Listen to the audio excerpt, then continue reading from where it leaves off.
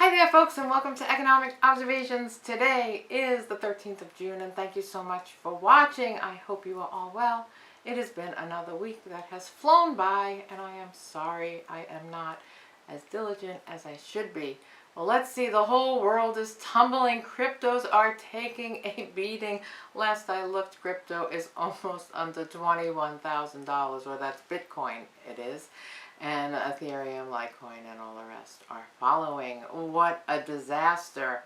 I opened up a Fidelity charitable giving account like a month ago, and I was going to send my Bitcoin over to them and donate it to the Tanzania School Foundation because they are the rightful owner anyway. And well, it was worth $8,000. Then my little bit of Bitcoin that I have, and now it is worth just, $4,500. It is a sad state of affairs.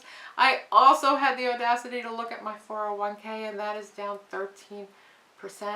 And I am sure many other 401ks and portfolios are doing just as poorly. If you look at the Dow futures are up 96%, but really who cares? Anything can happen between now and then. The Fed is meeting, and they say that they can raise the potential interest rate 0.75% from 0.5%, but I am still a staunch believer that that is not going to do a damn thing to calm inflation, because we are in the midst of a supply and demand problem still.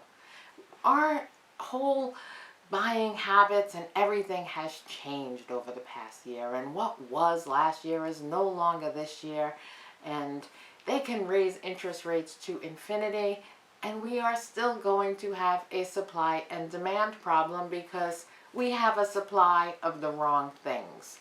We have shortages of pilots who people want to fly, and we have too many toaster ovens and TVs in the store, and everything is screwed up, and you add the food crisis and the energy crisis and everything that is blowing up. Well, no interest rates are going to calm those. Housing is slowing down. People are not buying houses like they used to. Even used cars are not, because the interest rates are just going to be too high. And I'm afraid if the Fed is too aggressive, tapering down, selling their assets, and contracting, that we are going to be in for a whole lot of trouble. But not everyone's going to be in for a whole lot of trouble. I mean, let's face it, I worked through the 1980s, I worked through the dot-com bubble, I worked through all of those other slow recessions. I didn't lose anything. I had my job the entire time. The first car I bought in 1981, I think I paid 12 7/8%. The first house we bought, we paid 10% interest. We didn't lose money on those. Not everyone is going to lose. Sure, if you're a short-term investor, you might get hit. Trading is going to be hard. If you're a day trader and you're trying to make a quick buck, or if you bought last year because you had some FOMO going on, well, sure, you're down. And I'm not sure that's going to rebound. But if you bought a house to live in and you keep your job, you're not going to lose during this recession. But if you do lose your job, well, that might be another story. Anyway, I just wanted to put out a quick little video today. I am super excited.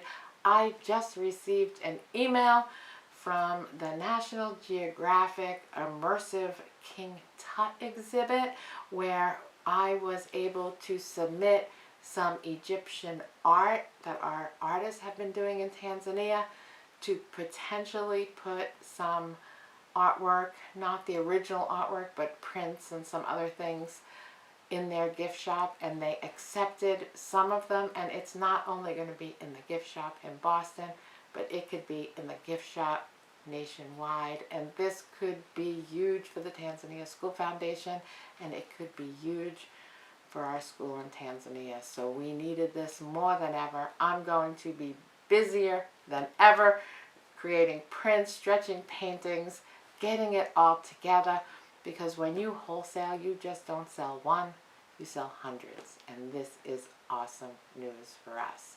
Anyway, Godspeed everybody. Thank you so much for watching. Remember, call someone, tell them you love them. I wouldn't buy into the market, but I'm not a financial advisor. I'd hang on tight, and we'll see what happens. Thank you so much for watching. We'll talk again real soon, and have a great night.